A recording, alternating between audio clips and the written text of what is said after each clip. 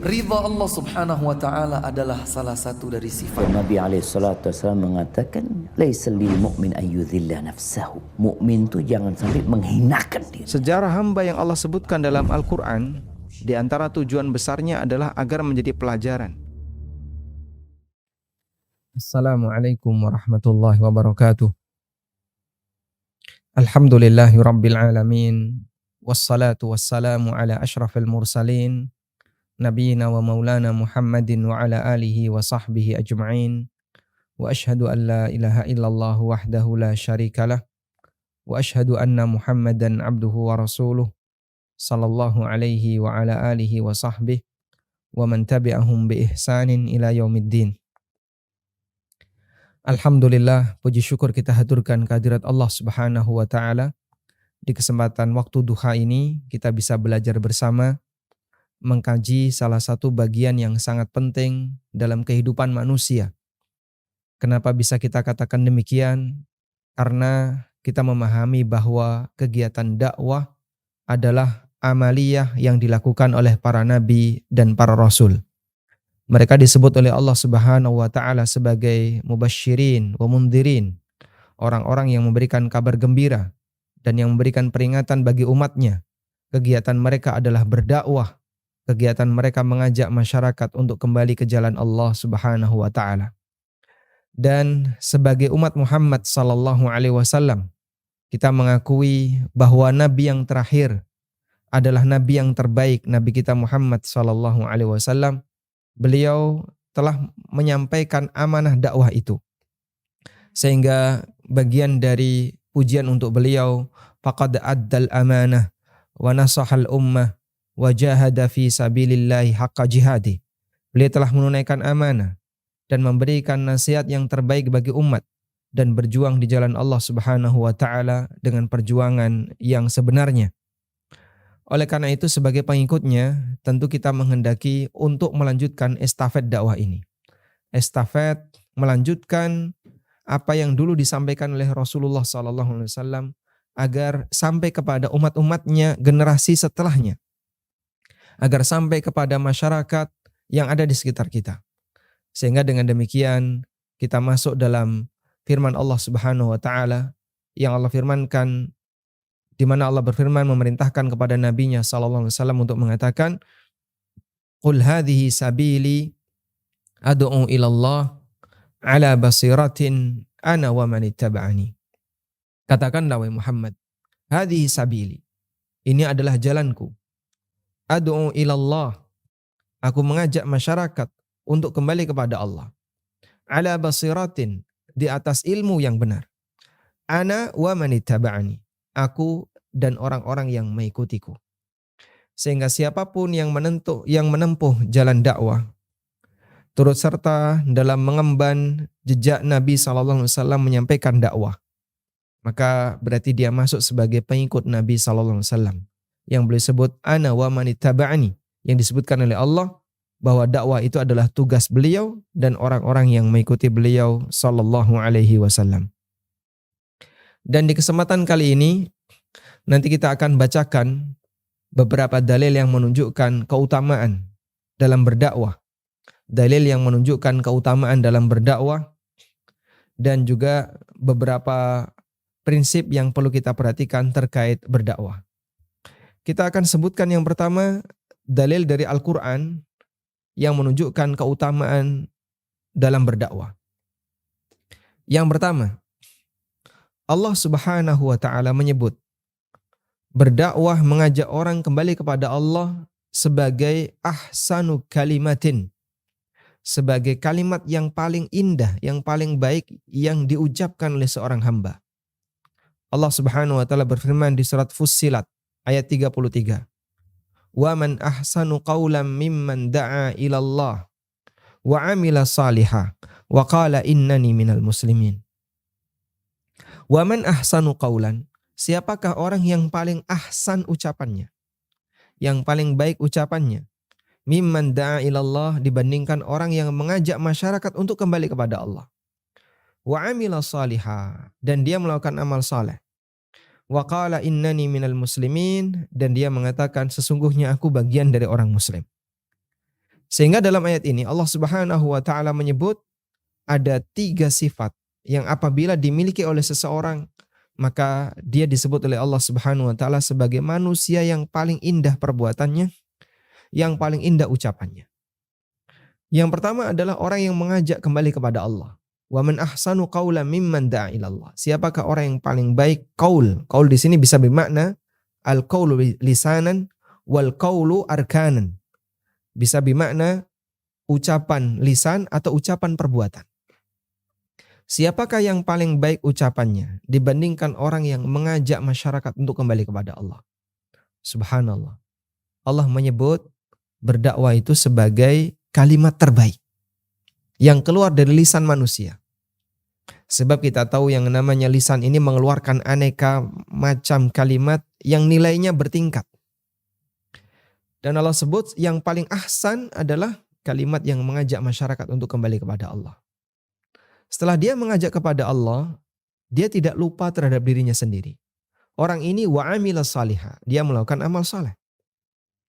Artinya dia melaksanakan ilmu sebagaimana yang telah dia pelajari dan yang dia ajarkan kepada masyarakat. Bukan tipe orang yang mengajak tapi dia sendiri tidak mau melaksanakannya. Kemudian yang ketiga, dia adalah orang yang rendah hati. Dalam kegiatan yang dia lakukan, dia tidak mencari status sosial. Dia tidak mencari pujian dari masyarakat. Sehingga dia mengatakan, waqala innani minal muslimin. Dan dia mengatakan, aku hanyalah bagian dari kaum muslimin yang lain. Tidak ada nilai lebih antara aku dengan kalian. Tugasku hanyalah menyampaikan apa yang aku ketahui. Dan aku dan kalian sama-sama hamba Allah. Aku adalah bagian dari kaum muslimin sebagaimana kalian. Masya Allah. Yang itu menunjukkan kerendahan hati orang ini. Padahal dia punya jasa besar. Sebab dia guru masyarakat. Mengajarkan kepada masyarakat akan kebaikan. Mengajarkan tentang agama. Tapi dia tetap rendah hati dengan mengatakan, aku juga bagian dari kalian. Baik, ini keutamaan yang pertama. Kemudian keutamaan yang kedua, dalam ayat yang sangat ma'ruf, Ali Imran 110. Allah Subhanahu wa taala menyebut sifat umat yang terbaik adalah umat yang memiliki karakter menegakkan amar ma'ruf nahi mungkar dan beriman kepada Allah taala. Allah taala berfirman, kuntum khaira ummatin ukhrijat linnas. Kalian adalah umat terbaik ukhrijat linnas yang dikeluarkan untuk manusia. Masya Allah. Perhatikan kalimat ukhrijat linnas. Dikeluarkan untuk umat manusia. Ukhrijat linnas, kalimat dikeluarkan untuk manusia menunjukkan bahwa kehadiran mereka ini adalah bagian dari takdir kauni Allah. Bagian dari ketetapan Allah sebagai rahmat bagi umat manusia. Maka Allah sebut ukhrijat li. Ini dikeluarkan untuk rahmat dan untuk keuntungan bagi manusia. Dan ayat ini konteksnya adalah para sahabat. Karena ketika ayat ini turun, yang menerima adalah para sahabat Nabi SAW. Sehingga orang yang pertama kali mendapatkan pujian dari ayat ini adalah para sahabat Nabi SAW. Kenapa mereka disebut oleh Allah sebagai khaira ummah?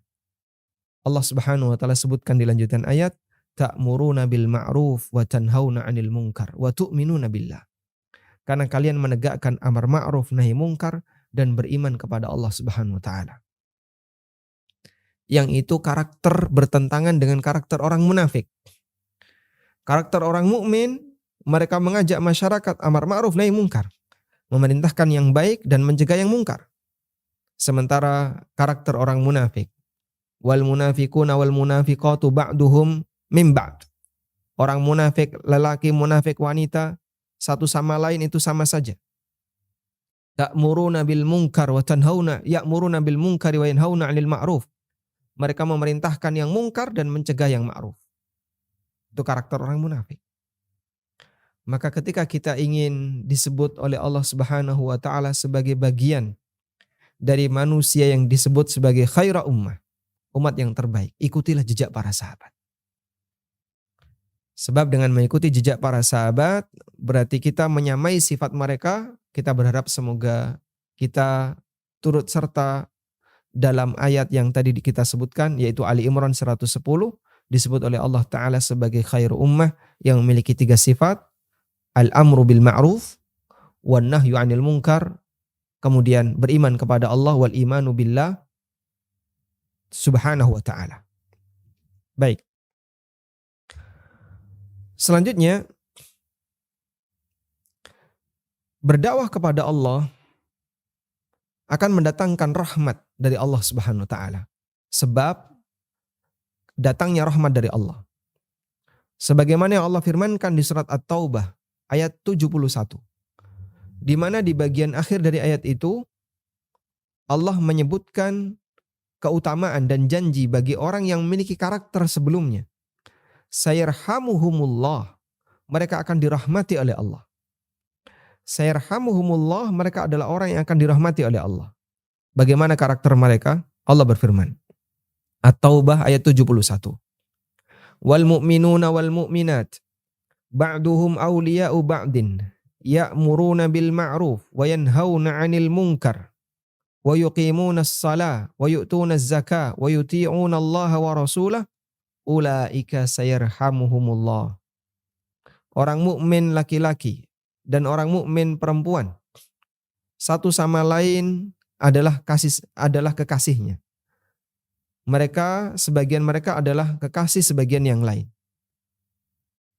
Bagaimana sifat mereka? Ya'muruna bil ma'ruf wa yanhauna 'anil munkar. Mereka melakukan amar ma'ruf dan nahi munkar. Menegakkan salat, menunaikan zakat, taat kepada Allah dan Rasulnya. Lalu Allah katakan, ulaika sayarhamuhumullah. Merekalah orang-orang yang akan dirahmati oleh Allah Subhanahu wa taala. Masya Allah. Salah satu di antara sebab untuk mendulang rahmat Allah, mendapatkan rahmat Allah adalah menegakkan amar ma'ruf nahi munkar, mengajak manusia untuk kembali ke jalan Allah Subhanahu wa taala. Sebaliknya, berarti dakwah juga mencegah terjadinya potensi laknat yang turun di tengah umat manusia. Mencegah terjadinya potensi laknat yang turun di tengah umat manusia. Karena ketika maksiat itu dibiarkan merajalela, tidak ada orang yang mau mengingatkannya, sehingga masyarakat ketika mendapatkan atau melihat maksiat itu mereka diamkan saja, maka umat ini akan jatuh karakternya, hilang wibawanya. Contoh sederhana, bila di sebuah kampung, di mana di situ semua maksiat bebas untuk keluar masuk. Orang mau judi, tidak ada yang mengingkari. Orang mau berbuat zina, tidak ada yang mengingkari. Orang mau melakukan aneka maksiat, minum minuman keras, tidak ada yang mengingkari. Aneka maksiat bebas keluar masuk di situ. Ya, apa yang terjadi? Kampung ini akan menjadi kampung yang hilang wibawanya. Ketika kampung itu hilang wibawanya, di mana perbuatan maksiat dibiarkan merajalela, tidak ada yang mau mengingkarinya, maka laknat Allah Subhanahu wa taala akan turun. Allah ingatkan hal ini terkait kejadian yang pernah dialami oleh Bani Israel. Allah sebutkan di surat Al-Maidah ayat 78-79. Lu'inal ladzina kafaru min bani Israil ala lisani Dawud wa Isa bin Maryam. Dilaknatlah orang-orang kafir di kalangan Bani Israel. Ala lisani Dawud wa Isa bin Maryam. Melalui lisan Nabi Dawud dan Nabi Isa bin Maryam. Dzalika bima asaw wa kanu ya'tadun. Itu disebabkan karena mereka telah berbuat maksiat dan mereka bertindak melampaui batas. Bagaimana penyimpangan yang terjadi? Kanu la yatanahawna 'an munkarin fa'alu labi'sa ma kanu yaf'alun. Mereka tidak mau saling melarang kemungkaran yang mereka lakukan. Labi'sa ma kanu yaf'alun. Sungguh jelek apa yang telah mereka kerjakan.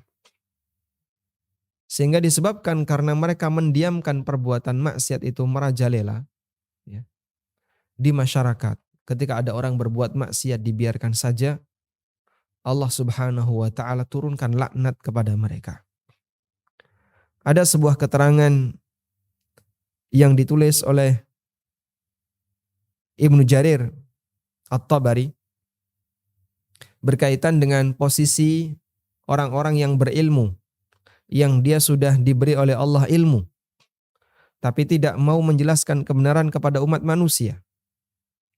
Kata Ibnu Jarir At-Tabari, kanal ulama'u yaqulun, para ulama mengatakan, ma fil Qur'ani ashaddu tawbihan lil ulama'i min hadhil ayah, wala akhwafu alaihim minha. Para ulama mengatakan, tidak ada ayat dalam Al-Quran yang lebih keras celaannya terhadap para ulama dan yang lebih menakutkan bagi mereka melebihi ayat ini. Ayat apa yang dimaksud? Ayat yang dimaksud adalah surat Al-Maidah ayat 63. Allah Subhanahu wa taala berfirman, laula yanhahumur rabbaniyuna wal ahbar an qaulihimul itsma wa aklihimus suht labi sama kanu yasnaun. Andaikan para ulama Rabbani dan para pendeta Yahudi al-ahbar yang mereka paham isi Taurat, mereka tidak melarang perbuatan dosa dan makan harta haram yang mereka lakukan, labi sama kanu yasnaun, sungguh jelek, sungguh jahat apa yang telah mereka kerjakan.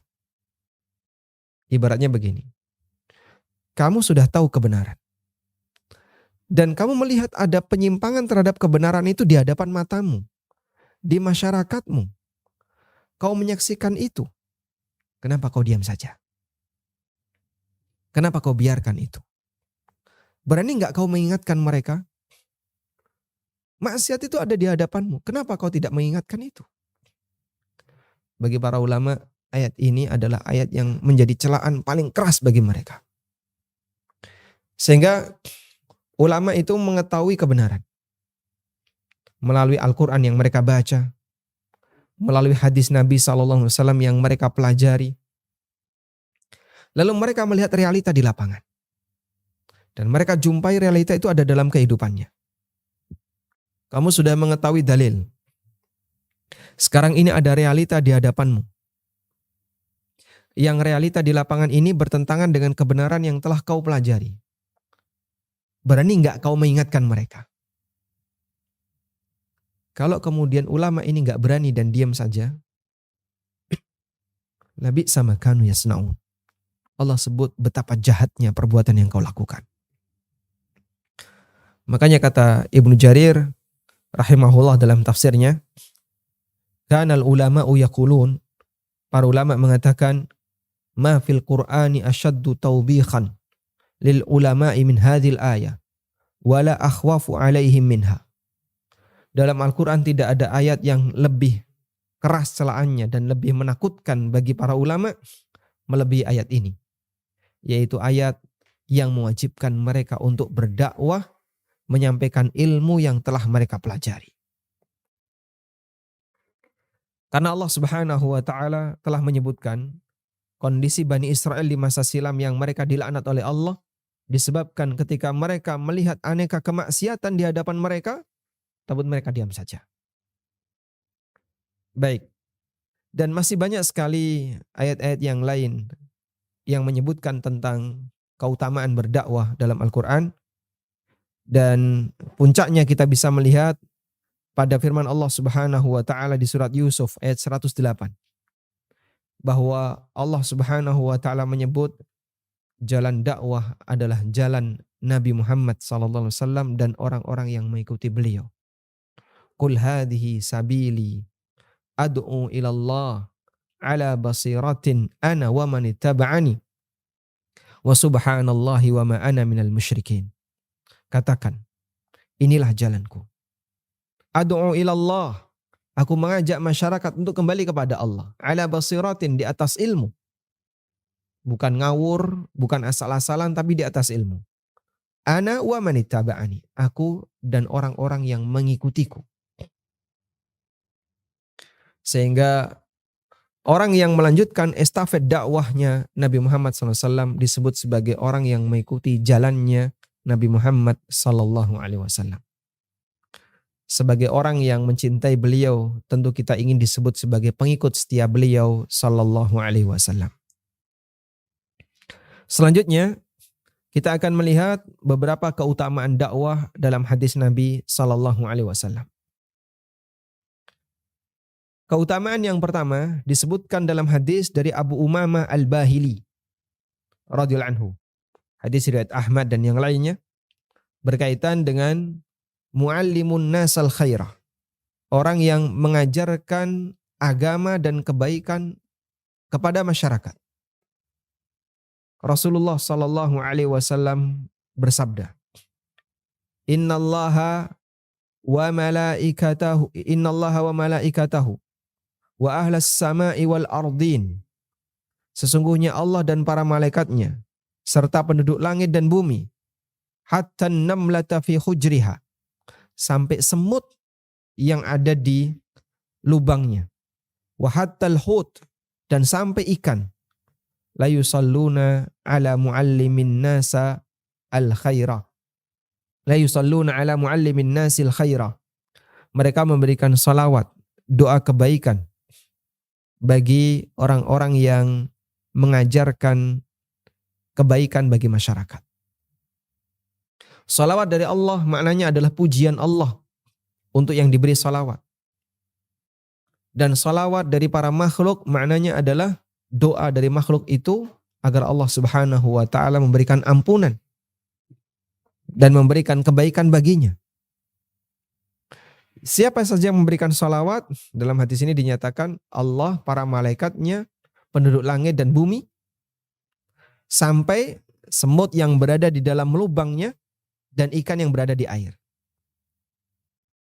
Para ulama menjelaskan, hadis ini semakna dengan keutamaan adzan. Di mana orang yang beradzan itu akan dimintakan ampunan oleh semua makhluk yang hidup maupun yang mati, ya, oleh radbin wala yabis, oleh makhluk yang kering maupun yang basah. Makhluk basah artinya makhluk hidup, makhluk kering artinya makhluk mati. Mereka akan memohonkan ampun bagi muadzin.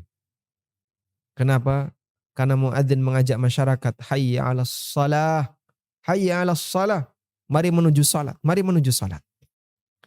Di saat muadzin mengajak masyarakat untuk melaksanakan ibadah kepada Allah, makhluk yang berada di sekitarnya yang mendengar suara itu mendoakan agar muadzin ini diampuni oleh Allah Subhanahu wa ta'ala dosanya. Kenapa demikian? Kita tahu bahwasanya binatang itu tidak berakal. Lalu dari mana mereka bisa memohonkan ampun untuk orang-orang yang mengajarkan kebaikan ini? Jawabannya adalah ilham dari Allah. Allah ilhamkan kepada mereka untuk memohonkan ampun kepada orang-orang yang mengajarkan kebaikan bagi masyarakat. Kenapa? Ada dua penjelasan yang disampaikan oleh para ulama. Karena yang pertama, para dai dan guru-guru masyarakat itu mengajarkan agar mereka menghormati binatang. Jangan mendolimi binatang, hormati binatang, jangan berbuat kerusakan di muka bumi, ya, dan seterusnya. Sehingga dengan sebab mereka, binatang itu aman dalam lingkungan dan kehidupannya. Tidak diganggu oleh masyarakat. Karena orang diajari oleh guru yang baik ini untuk tidak berbuat dolim kepada siapapun, sampai pun kepada binatang. Maka binatang berterima kasih dengan kehadiran orang alim ini. Sehingga mereka diilhami oleh Allah sebagai bentuk rasa terima kasih, balas budi, agar mendoakan kebaikan bagi sang alim ini. Ini makna yang pertama. Makna yang kedua, kenapa binatang itu memohonkan ampun untuk orang alim ini? Karena orang alim ini mengajarkan masyarakat untuk kembali kepada syariat Allah, kembali ke jalan Allah. Dan ketika mereka diajak untuk kembali ke jalan Allah, mereka akan menjadi orang yang bertakwa. Saat mereka menjadi orang yang bertakwa, Allah turunkan keberkahan di muka bumi. Saat Allah turunkan keberkahan di muka bumi, yang mendapatkan pengaruhnya siapa? seluruh penduduk bumi, baik yang berakal maupun yang tidak berakal, yaitu binatang. Sehingga sebagai bentuk balas budi atas kebaikan orang alim ini, Allah Subhanahu wa taala ilhamkan kepada para binatang ini untuk memohonkan ampunan kepada orang alim ini. Ya, beristighfar untuk memohonkan istighfar kepada orang alim ini. Masya Allah. Dan itu salah satu di antara kelebihan yang dimiliki oleh orang alim, di mana sampai Allah Subhanahu wa taala ilhamkan kepada para binatang agar memberikan sholawat kepada orang alim tersebut. Baik. Selanjutnya, keutamaan yang kedua. Keutamaan yang kedua ini ditunjukkan dalam hadis yang sahih riwayat Bukhari dari Nu'man bin Bashir radhiyallahu anhu. Menceritakan tentang perumpamaan dakwah yang dilakukan oleh umat Muhammad sallallahu alaihi wasallam. Di mana seorang dai itu diibaratkan sebagai penyelamat di masyarakat. Rasulullah sallallahu alaihi wasallam bersabda, "Matsalul qa'imi ala hududillah wal waqi'i fiha." Orang yang perumpamaan, orang yang istiqamah di atas aturan Allah dan orang yang terjerumus sehingga dia melanggar aturan Allah. Itu seperti ini. Kamatsali qaumin istahamu ala safinatin fa asaba ba'duhum a'laha wa ba'duhum asfaluha wa ba'duhum asfalaha. Itu seperti orang yang mau naik perahu.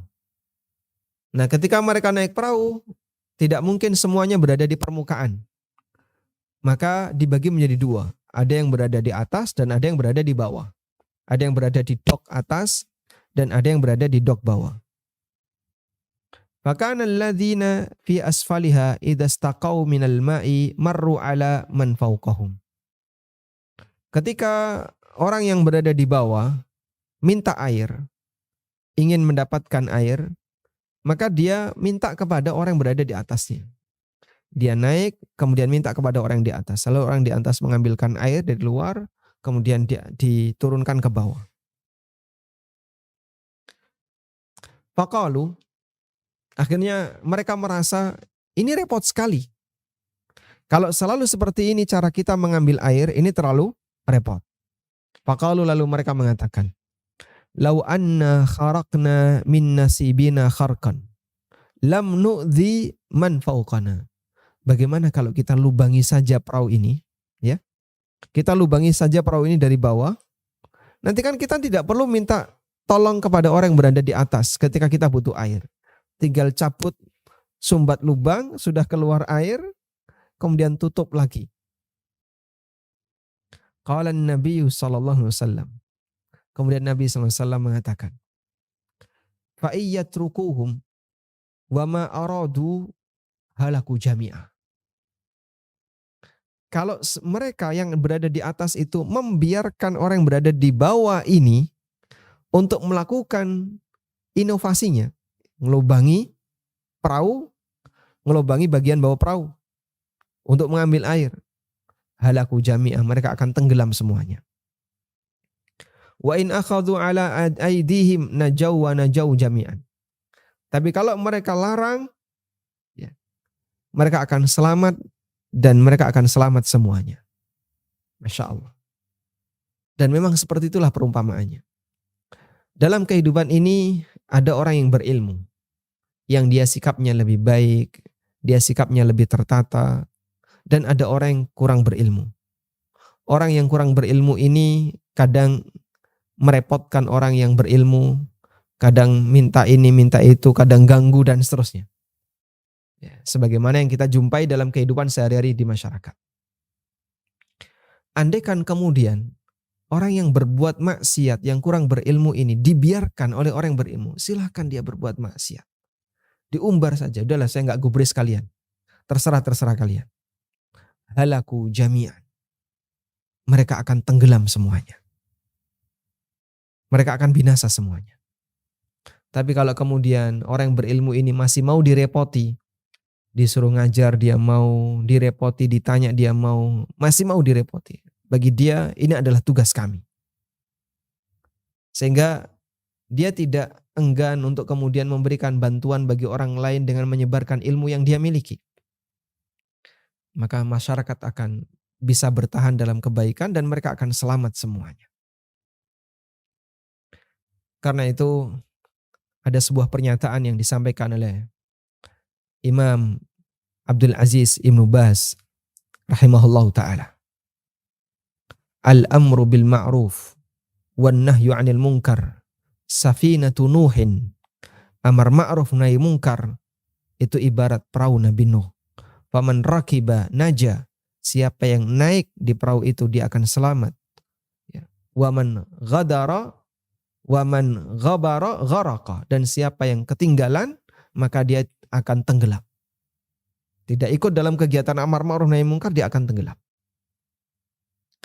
Dan kita bisa lihat sebuah masyarakat wibawanya akan tetap bertahan dengan baik. Masyarakat itu akan menjadi masyarakat yang lebih berwibawa ketika kegiatan amar ma'ruf nahi munkar itu ditegakkan. Maksiat tidak akan berani keluar masuk secara bebas. Sehingga ketika ada orang mau berbuat maksiat, dia malu, dia takut, dan seterusnya. Taib. Dan masih banyak sekali keutamaan-keutamaan dakwah yang lainnya yang disebutkan oleh Nabi SAW dalam hadis. Dan setidaknya yang bisa kita jadikan sebagai motivasi adalah harapan untuk bisa mendapatkan pahala dari setiap orang yang mengamalkan ilmu yang kita sebarkan. Rasulullah SAW bersabda dalam hadis dari Abu Mas'ud Al-Ansari radhiyallahu anhu. Rasulullah SAW mengatakan, "Man dalla ala khairin falahu mithlu ajri fa'ilihi." Siapa yang mengajak orang lain untuk berbuat baik, maka dia mendapatkan pahala seperti orang yang melakukannya. Sehingga semakin luas pengaruh dakwah itu, semakin besar potensi pahala yang bisa didapatkan. Taib. Selanjutnya kita akan menyebutkan beberapa prinsip dalam dakwah yang perlu kita catat agar dakwah yang kita lakukan bisa mendapatkan nilai keberhasilan semakin maksimal. Dalam mengukur tingkat keberhasilan dakwah, ada dua hal yang bisa kita jadikan sebagai barometer. Yang pertama adalah tingkat keberhasilan dilihat dari aktivitas individu sang da'i. Dan yang kedua adalah tingkat keberhasilan dilihat dari pengaruh dakwah sang da'i. Kalau dilihat dari tingkat keberhasilan dengan menggunakan barometer individu sang da'i, maka setiap orang yang berusaha untuk berdakwah dengan maksimal, dia adalah orang yang berhasil. Terlepas apakah dia mendapatkan pengaruh dan hasil berupa adanya pengikut ataukah tidak. Maka orang yang mengajar, meskipun hanya punya 1 murid, 2 murid, tapi dia sampaikan itu dengan ikhlas, dengan maksimal, dia adalah da'i yang berhasil. Meskipun pengikutnya sedikit. Bahkan bisa jadi dia nggak punya pengikut. Kemudian barometer yang kedua adalah dilihat dari pengaruhnya.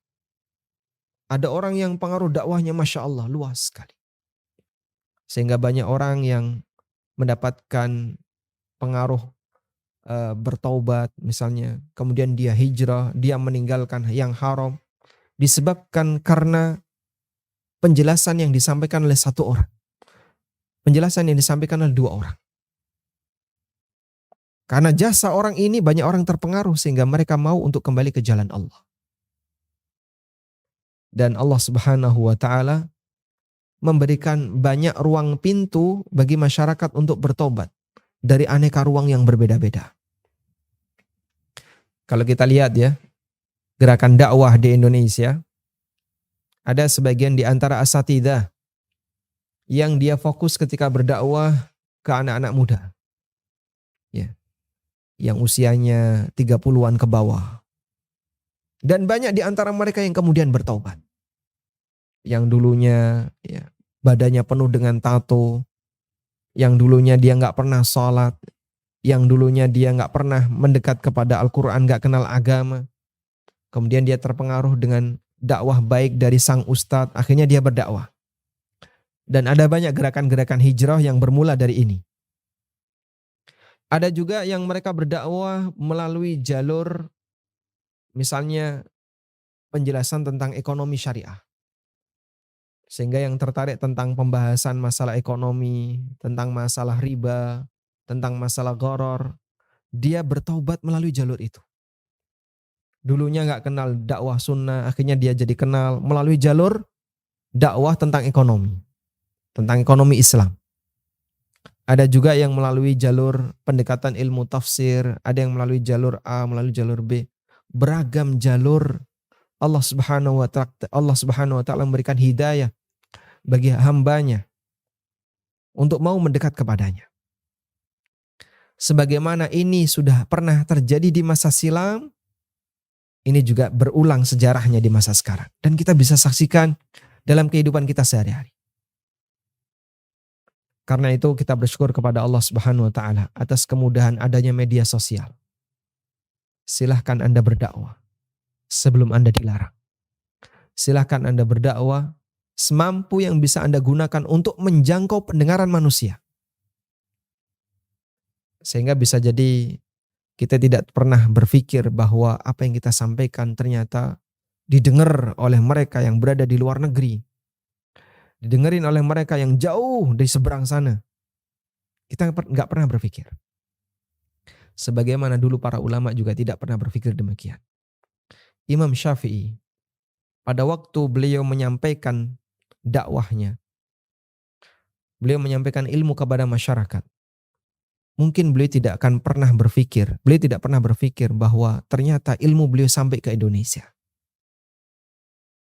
Padahal beliau tinggal di Baghdad kemudian pindah ke Mesir. Demikian pula Imam Bukhari pada waktu beliau menulis kitab Sahih. Beliau mungkin tidak pernah terpikir kalau ternyata kitab itu akan menjadi rujukan dunia dalam masalah hadis. Mungkin para ulama yang lain juga demikian. Imam Nawawi, Imam Ahmad, Imam An-Nawawi, Syekhul Islam, Ibnu Taimiyah, dan para ulama yang lainnya. Barangkali ketika mereka belajar, pada waktu mereka kecil, pada waktu mereka remaja, kemudian ketika mereka berdakwah di lingkungannya, mereka tidak pernah terpikir kalau ternyata karyanya ini bisa dinikmati oleh manusia yang jaraknya ribuan kilometer. Naik pesawat saja butuh waktu 9 jam. Masya Allah. Syekh Albani waktu belajar hadis, beliau tidak pernah berpikir kalau ternyata karya beliau menjadi salah satu referensi dunia dalam masalah hadis. Syekh Utsaimin ketika beliau belajar fikih dan memberikan penjelasan tentang usul fikih, mungkin beliau tidak pernah terpikir kalau nantinya ilmu beliau tentang masalah usul fikih akan menyebar ke seluruh penjuru dunia dan mewarnai dunia dalam masalah pelajaran ilmu usul fikih. Allah yang mengantarkan ilmu itu sesuai dengan apa yang Dia kehendaki. Padahal kita tahu daftar ulama-ulama yang tadi kita sebutkan, mereka hidup di zaman sebelum ada internet. Mereka hidup di zaman sebelum ada alat yang bisa memberikan dokumentasi yang maksimal seperti zaman kita. Ceramahnya tidak pernah kita dengar karena tidak ada rekaman. Gimana sih rekamannya ceramahnya Imam Syafi'i? Ceramahnya Imam Ahmad? Dokumentasi itu melalui alat tulis. Dokumentasi melalui alat tulis itu sampailah ke kita. Allah yang mengantarkannya. Masya Allah. Maka selama masih ada kesempatan untuk menyampaikan dan Anda tahu ini adalah ilmu yang benar, silahkan sampaikan. Sebab yang menjamin dakwah itu sampai kepada umat manusia adalah Allah Subhanahu wa taala. Allah yang mengantarkannya, bukan kita. Tayyib. Yang pertama, prinsip yang pertama, bahwa berdakwah itu mengajak manusia untuk kembali kepada jalan Allah. Bukan mengajak manusia untuk memuliakan kita. Sehingga andai pun dari hasil dakwah itu sepeser pun kita nggak dapat manfaat sama sekali, dan kita ikhlas karena Allah, maka itulah tujuan yang paling tinggi dalam berdakwah. Sehingga tujuan dakwah kita adalah mengajak masyarakat untuk kembali kepada Allah, bukan kembali ke kita. Allah Subhanahu wa taala berfirman memerintahkan nabinya sallallahu alaihi wasallam, "Qul hadhihi sabili ad'u ilallah." Katakanlah, inilah jalanku. Aku mengajak masyarakat untuk kembali kepada Allah.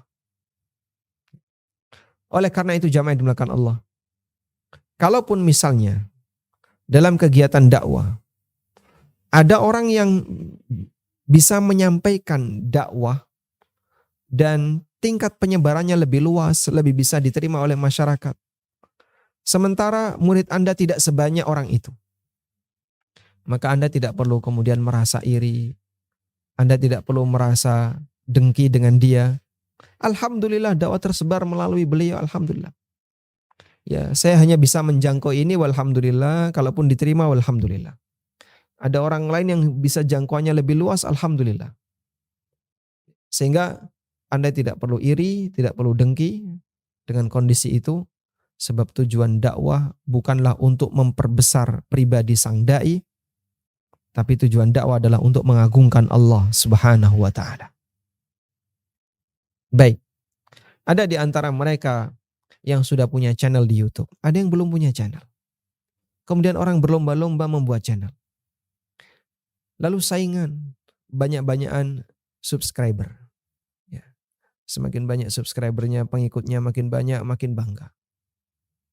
Baik, tapi bukan itu tujuan kita. Andaikan para pemirsa itu nggak ada yang nge-like, nggak ada yang ngasih komen, tidak ada yang subscribe, dan Anda diam saja, santai aja. Insya Allah itu bagian dari salah satu tanda ikhlas. Sebab tujuan kita dakwah bukan untuk mencari pengikut, bukan untuk mencari siapa yang nge-like, siapa yang subscribe, tapi tujuan kita adalah mengajak masyarakat untuk kembali kepada Allah Subhanahu wa taala. Baik. Karena itulah ukuran keberhasilan dakwah bukan banyaknya pengikut. Nabi SAW pernah menceritakan dalam hadis riwayat Muslim. Beliau bersabda, "Uridat 'aliyal umam." Ditampakkan kepadaku seluruh umat. Wa ra'aitun nabiyya wa ma'ahur ruhait. Aku melihat ada seorang nabi yang dia hanya membawa beberapa orang pengikut. Cuman 3 orang atau 4 orang. Wan nabiyya wa ma'ahur rajul war rajulan. Dan ada seorang nabi yang hanya membawa 1 atau 2 orang pengikut. Wan nabiyya laisa ma'ahu ahad. Dan aku melihat ada seorang nabi yang tidak membawa seorang pun pengikut. Masya Allah. Ada nabi yang sampai beliau meninggal dunia gak punya pengikut. Salah satu di antara nabi yang pengikutnya sedikit adalah Nabi Nuh alaihissalam, meskipun beliau ulul azmi. Allah ceritakan Nuh alaihissalam dalam Al-Quran di surat Hud ayat 40. Wa ma amana ma'ahu illa qalil. Di surat Hud ayat 40 Allah menceritakan tentang Nabi Nuh. Hatta idza jaa amruna wa farat an-nur qul nahmil fiha min kullin zawjayn itsnaini wa ahlaka illa man sabaqa alaihi al-qaul wa man aman. Ketika sudah terjadi banjir bandang, kemudian Nabi Nuh diperintahkan oleh Allah untuk mencari pasangan-pasangan binatang yang dinaikkan dalam perahunya. Lalu kemudian ya, semuanya ditenggelamkan illa man sabaqa alaihi al-qaul, kecuali yang sudah ditetapkan oleh Allah, wa man aman, dan orang-orang beriman. Wa ma amana ma'ahu illa qalil. Dan tidak ada yang beriman bersama Nuh kecuali sedikit.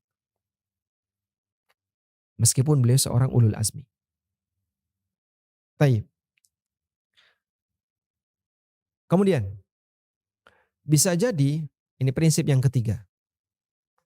Bisa jadi, keberhasilan dan hasil dari sebuah dakwah itu baru muncul setelah sang dai ini meninggal dunia.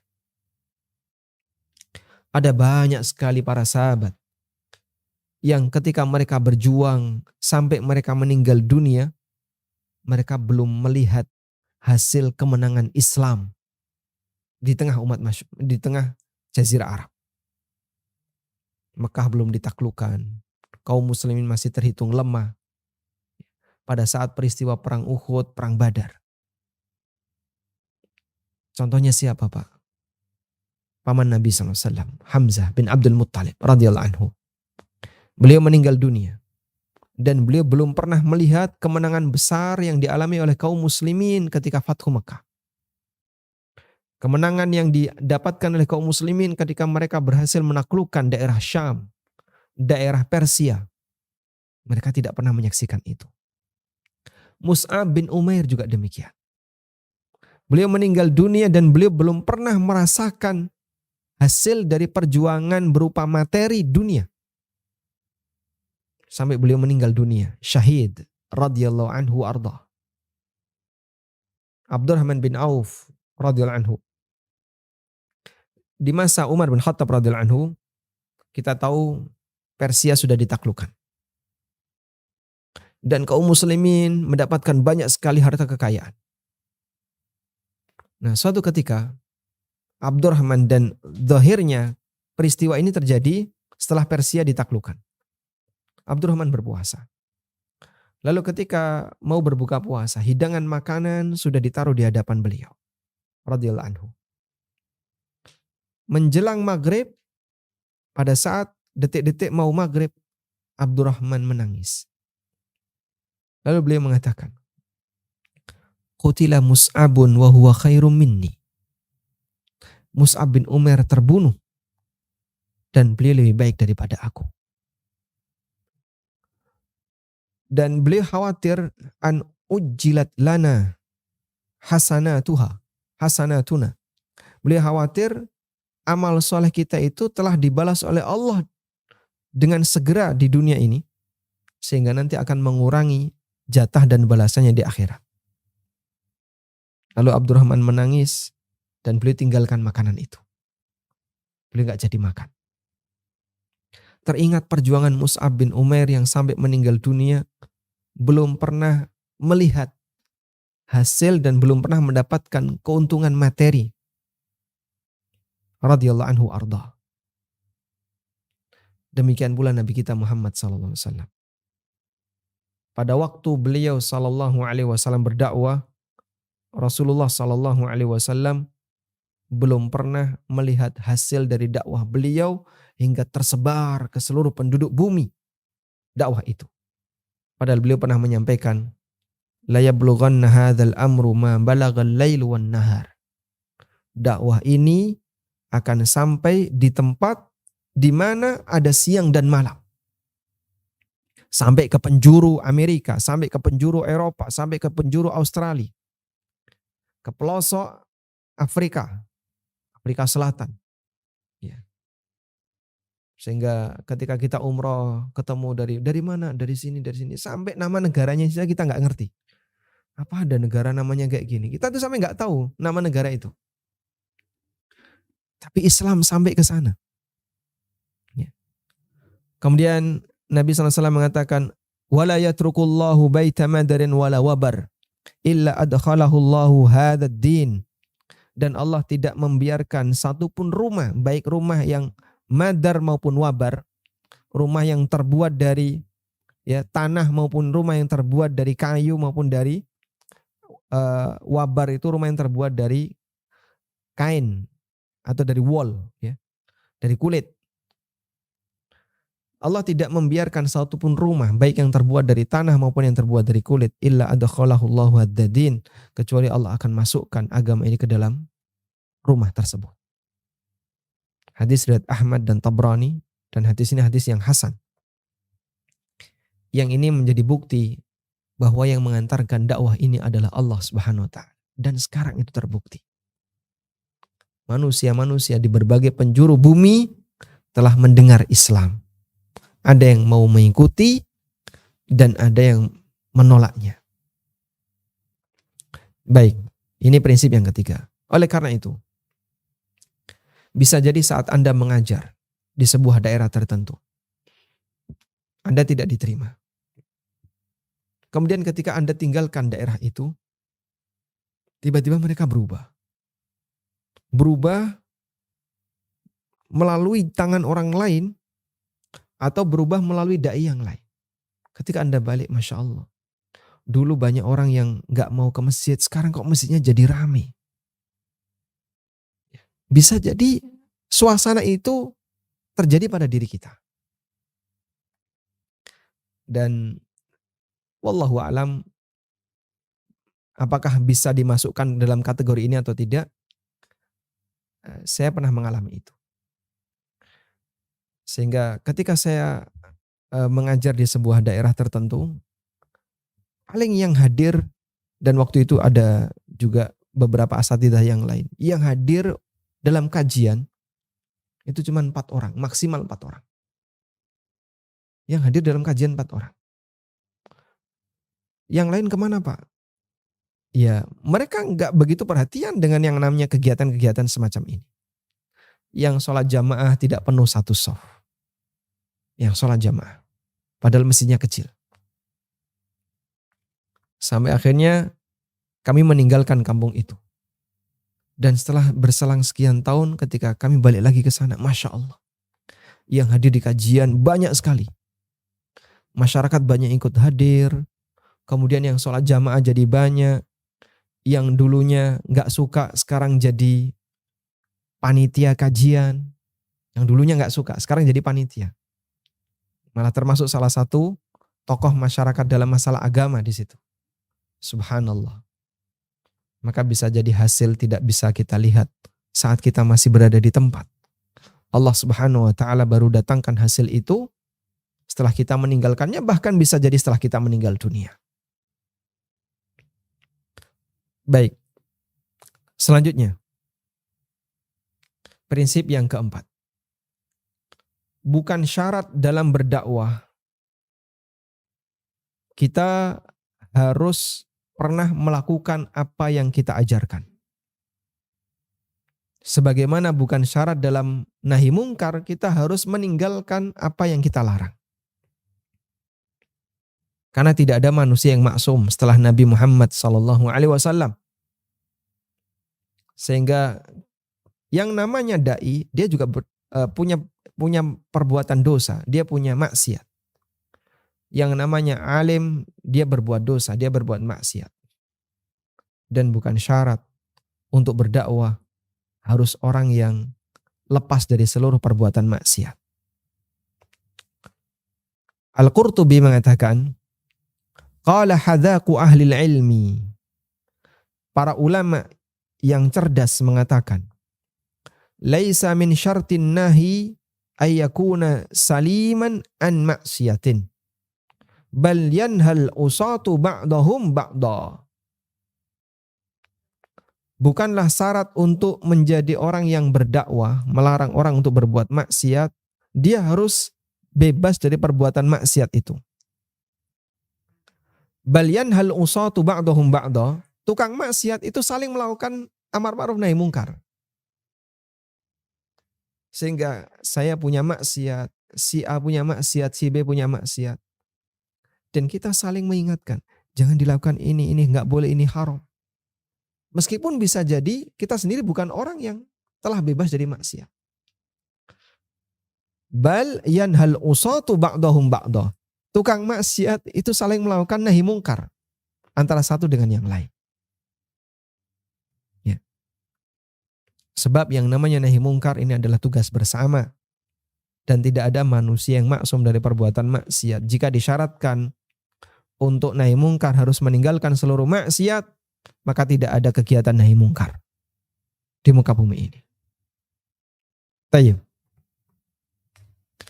Selanjutnya, kekuatan ikhlas. Ini prinsip yang kelima. Kekuatan ikhlas itu bisa menjadi salah satu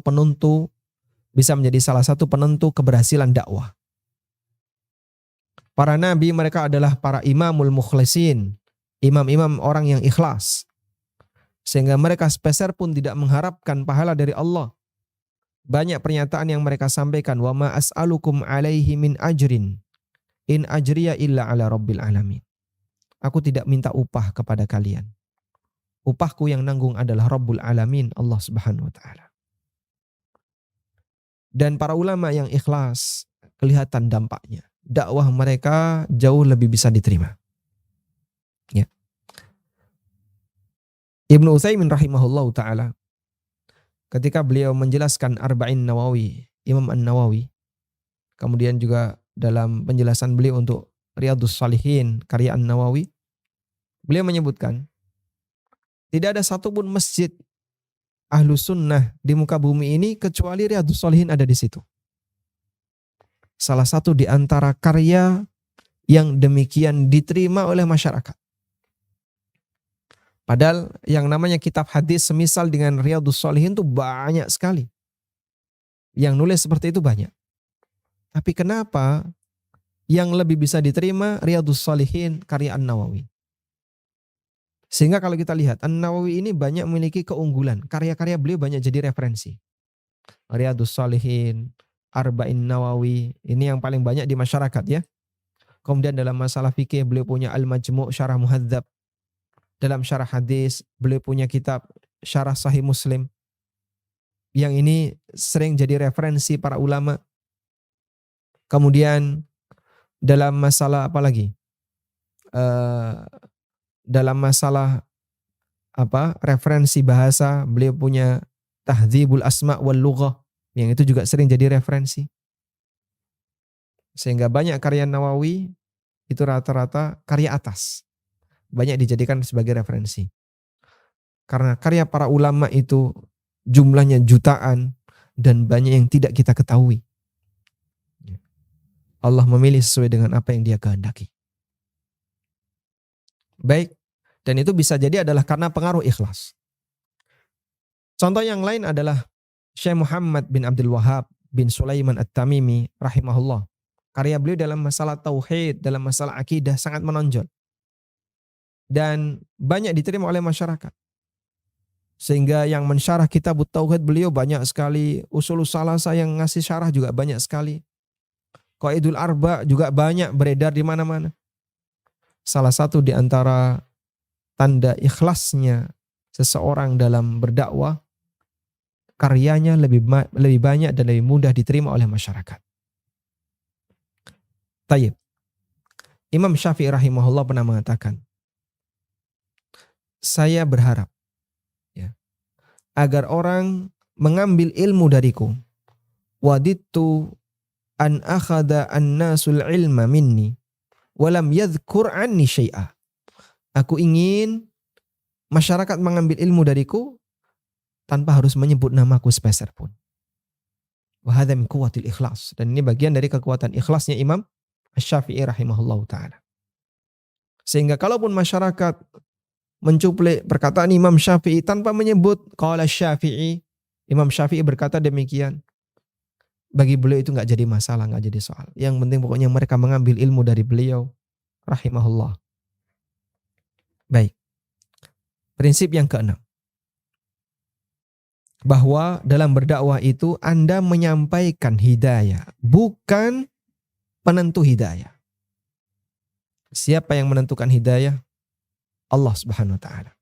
Fulan dapat hidayah, ini tidak dapat hidayah, Allah yang menentukan. Kita bisa jadi berharap semoga orang tua kita dapat hidayah.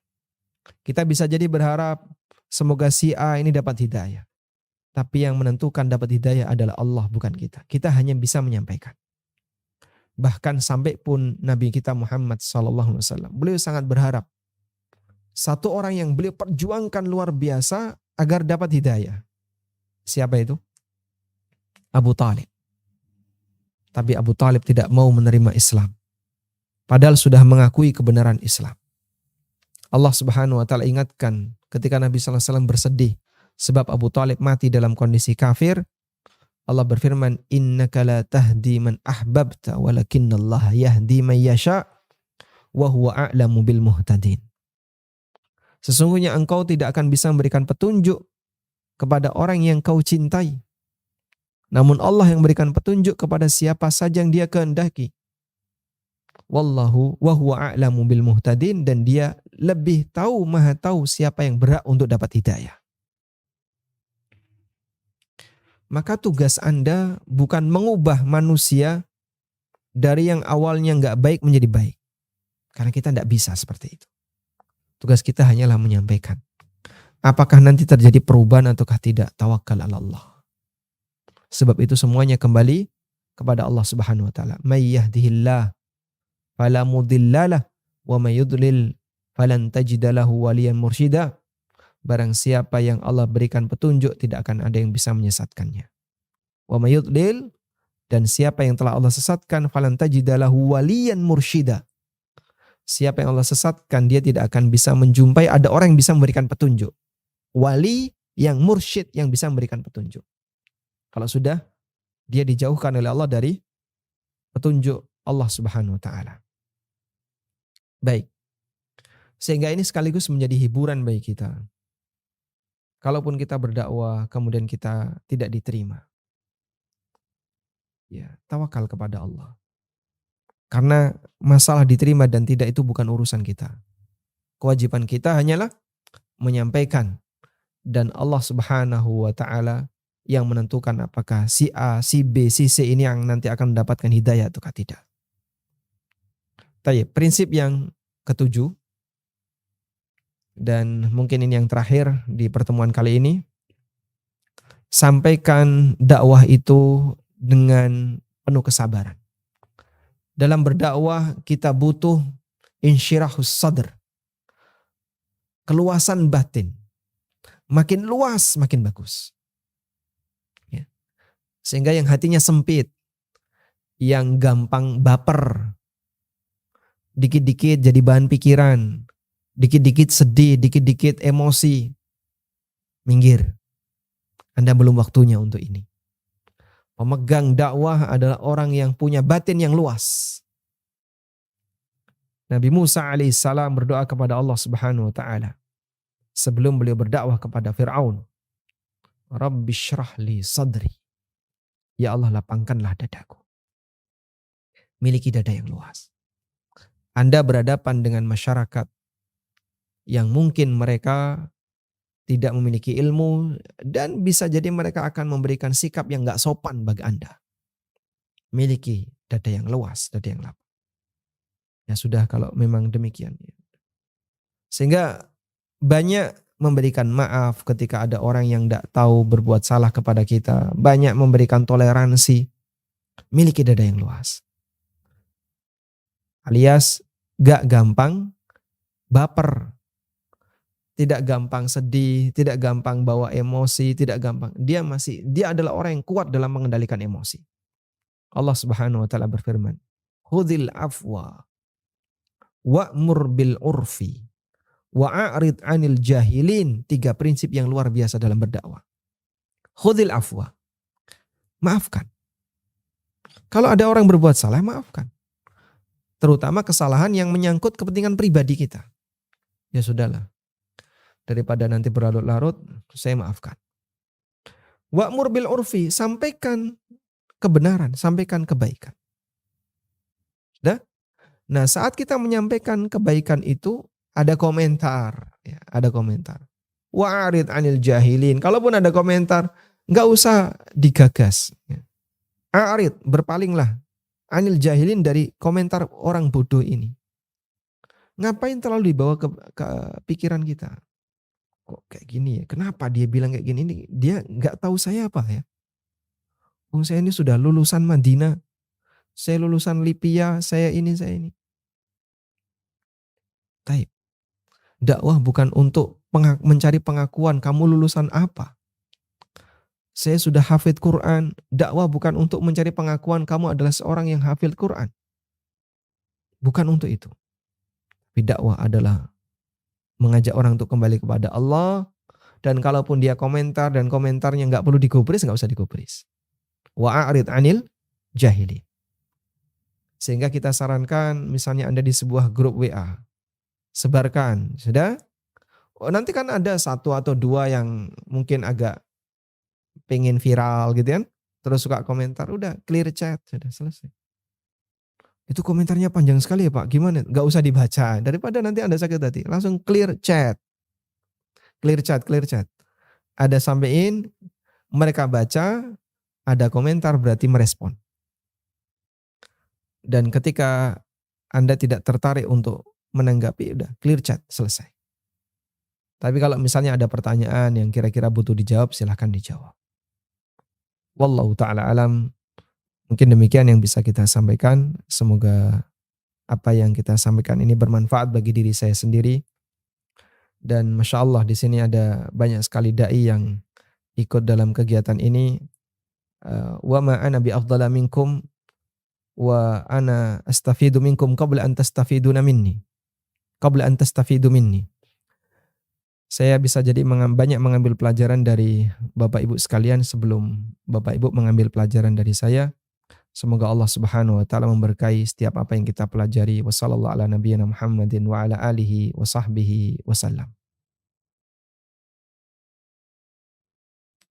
Nah, Ustaz. Jazakallah khairan wa barakallahu fiik. Semoga menjadi tambahan ilmu bagi kita dan juga bisa mendapat motivasi.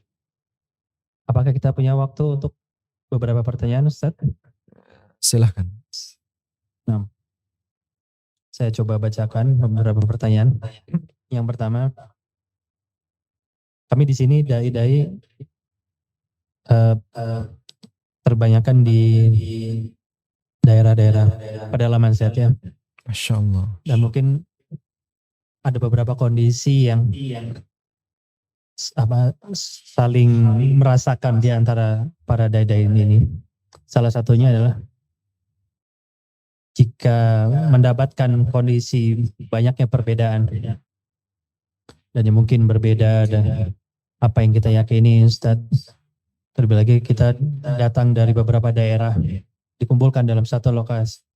Apa nasihat antum untuk para dai-dai ini, Ustaz, dalam menghadapi perbedaan tersebut?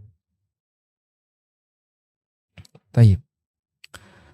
Pertama, ketika kita menghadapi perbedaan yang terjadi di masyarakat, perbedaan itu ada dua. Pertama, perbedaan yang memiliki landasan ilmiah, dan yang kedua, perbedaan yang tidak punya landasan ilmiah. Perbedaan yang tidak punya landasan ilmiah adalah perbedaan karena latar belakang budaya. Misalnya, Anda menyampaikan sesuai dengan dalil yang benar dari Al-Quran maupun hadis Nabi SAW atau perkataan ulama yang muktabar. Dan sangat jelas kesimpulannya seperti ini, A, B, C. Sudah? Mungkin bagi masyarakat mereka tidak bisa menerima. Kenapa? Ini bertentangan dengan tradisi dan budaya yang mereka miliki. Kalau sudah berbicara bertentangan dengan tradisi dan budaya, maka di situ tidak ada penjelasan ilmiah yang bisa diangkat. Artinya perbedaan ini tidak seimbang. Yang satu bicara pakai alasan dan penjelasan, yang satu berbicara pakai latar belakang budaya. Ini kan perbedaan yang tidak berimbang. Maka perbedaan yang tidak berimbang semacam ini, ya, tidak ada proses diskusi yang bisa menyelesaikan. Karena yang satu prinsipnya pokoknya harus kayak gini. Inilah budaya kami. Sehingga pendekatannya adalah pendekatan sebagaimana kita menghadapi orang yang tidak paham.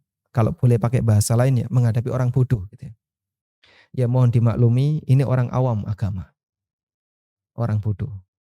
Perlu lebih banyak bersabar. Pendekatannya bukan pendekatan ilmiah yang mungkin bisa dikesebandingkan dalam diskusi. Karena yang satu pakai penjelasan, yang satu murni karena alasan budaya.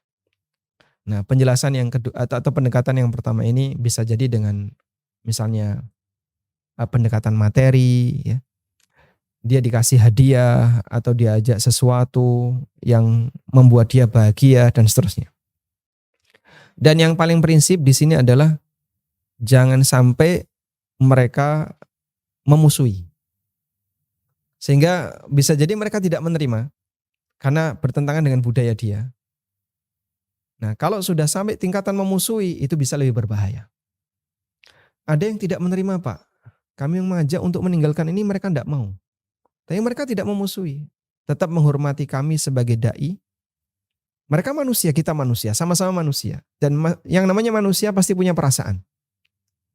Mereka menghormati kita sebagai da'i, sebagai pendatang yang mengajarkan tentang Islam. Tapi untuk bagian ini mereka tidak mau menerima. Baik, bertahan dulu di sini. Yang penting pokoknya mereka tidak memusuhi. Jangan terlalu frontal ketika bertabrakan dengan budaya. Sebab kalau sampai pada tingkatan mereka memusuhi, akhirnya malah bagian yang lain tidak sampai kepada mereka. Nah, kemudian kita belok sedikit ya. Sampaikan bagian yang lain yang kira-kira bisa diterima. Tentang masalah ibadah misalnya, perbaikan ibadah. Pak, untuk urusan kematian ini, itu sudah susah diubah. Mereka sudah punya tradisi tentang masalah kematian. Paham ya tentang masalah kematian? Dan turunan-turunannya. Tapi untuk urusan ini mereka bisa menerima. Baik, untuk bagian ini Anda tahan dulu. Sementara kita belokkan dulu. Ajak mereka ke bagian yang lain yang kira-kira lebih mudah diterima. Misalnya pakai pendekatan mengajarkan cara baca Quran yang benar, mengajarkan mereka tertarik untuk baca Quran, tertarik untuk belajar agama, tertarik untuk sholat dengan benar. Mereka menerima ketika kita belok kanan, sementara pada waktu kita jalan lurus mereka nggak mau menerima. Sehingga di sini yang penting ditahan, jangan sampai mereka memberikan sikap counter penolakan karena bertabrakan dengan apa? Budaya. Yang kedua, perbedaan pendapat yang punya landasan ilmiah. Nah, ini butuh belajar lebih serius. Misalnya perbedaan pendapat yang masing-masing punya alasan. Saya datang di sebuah kampung dan kampung ini punya prinsip tertentu. Mereka punya alasan tertentu berdasarkan penjelasan dari narasumber sebelumnya. Tapi ini nggak benar, pendapat ini nggak benar. Baik, maka Anda harus melakukan kasyfus syubhat, membongkar syubhat, di mana letak tidak benarnya dan berikan penjelasan mana yang benar. Kalau ilmiah biasanya lebih mudah diterima. Karena orang menggunakan logika untuk perang ilmiah. Ya. Dan ini banyak kita jumpai ketika kami menyampaikan penjelasan tentang masalah muamalah. Sebagian orang misalnya tidak terima ketika dikatakan ini riba, terus dia sampaikan alasannya adalah fatwa ini, alasannya adalah penjelasan ini, dan seterusnya. Nah, itu kan kemudian pakai diskusi ilmiah. Karena ini bukan budaya, ini tidak bicara budaya lagi. Tapi ini bicara prinsip yang berbeda dan masing-masing punya latar belakang penjelasan ilmiah. Semoga bisa dipahami. Wallahu a'lam. Jazakallah khairan wa barakallahu fik atas jawabannya. Dan satu lagi Ustaz, mungkin pertanyaan terakhir. Masih terkait dengan topik dakwah Ustaz. Salah satu fungsi dai-dai yang sedang bersama kami sekarang adalah untuk berdakwah pada karyawan Ustaz. Yang notabene setelah subuh langsung berangkat, pulang mungkin bisa jadi setelah maghrib atau menjelang isya. Nah, dengan dirasa waktu yang dirasa sedikit, apakah ada prioritas-prioritas dakwah yang harus diutamakan dulu, Ustaz? Betul. Keterbatasan waktu bagi mereka yang bekerja. Mereka punya keterbatasan waktu untuk belajar agama. Karena waktunya terbatas berarti harus ada prioritas. Prioritas yang perlu disampaikan adalah ilmu wajib. Apa itu ilmu wajib? Ilmu wajib kalau dalam ta'limul muta'allim disebut sebagai ilmul hal. Ilmul hal artinya adalah ilmu yang berkaitan dengan kondisi masing-masing individu. Apabila dia orang yang punya kewajiban zakat, maka ilmu hal dia adalah wajib paham tentang fikih zakat. Kalau dia orang yang punya kewajiban haji, berarti dia harus belajar tentang haji dan seterusnya. Tayyib. Dan ilmu hal bagi setiap muslim yang pertama adalah meluruskan akidah. Meluruskan akidah itu sebenarnya cukup mudah karena akidah itu sejalan dengan fitrah. Kalau mereka tidak punya penyimpangan akidah, insya Allah lebih gampang. Penyimpangan akidah sumbernya ada dua. Pertama, mitos yang ini berangkat dari budaya. Dan masyarakat di sekitar kita rata-rata punya itu. Dan itu berbeda-beda antara satu daerah dengan daerah yang lain. Kalau yang di Jawa punya mitos tertentu, nanti yang di Sunda punya mitos lagi yang berbeda, di daerah mana lagi punya mitos yang berbeda. Sudah? Kita tidak berkepentingan dengan mitos itu. Tapi kalau Anda jumpai ada orang punya penyimpangan karena mitos, luruskan mitos itu. Dan ini penyimpangan akidah sebab yang pertama, karena mitos. Yang kedua, ada penyimpangan akidah karena pemikiran. Misalnya, dia terpengaruh pemikiran Mu'tazilah. Atau terpengaruh pemikiran Jahmiyah atau Khawarij. Atau Qadariyah. Dia nggak percaya mitos bisa jadi orang ini. Tapi dia punya terpengaruh pemikiran liberal. Baik, dalam posisi ini Anda berarti perlu kasyfus syubhat. Apa pemikiran dia? Di mana titik lemahnya? Kemudian serang bagian titik lemah itu, lalu kasih penjelasan yang benar. Ya. Ibarat orang mendiagnosis sebuah penyakit, dia kenali penyakit orang ini, di mana titik penyakitnya, serang penyakit itu, lalu diberi multivitamin untuk menyehatkan orang ini. Kurang lebih demikian metode dalam meluruskan akidah. Sehingga ajarkan yang sesuai fitrah. Ya. Mengajarkan tentang keesaan Allah dalam banyak hal. Baik dalam masalah uluhiyah, rububiyah maupun asma wa sifat. Mengajarkan tentang penyimpangan-penyimpangan dalam masalah uluhiyah, rububiyah maupun asma wa sifat. Insya Allah akidah yang jalan dengan fitrah jauh lebih mudah diterima. Makanya ketika kita berdakwah tentang masalah akidah, kita sampaikan di muka umum, insya Allah tidak akan ada orang menolak. Karena sejalan dengan fitrah. Fitrah pertama yang Allah berikan kepada manusia adalah fitrah bertauhid. Fitrah akidah yang lurus. Ya? Kemudian yang kedua adalah ilmu wajib dalam masalah amalan. Misalnya cara sholat yang benar. Penyakit yang ada di sana apa? Tidak tumaknina, ajarkan tumaknina.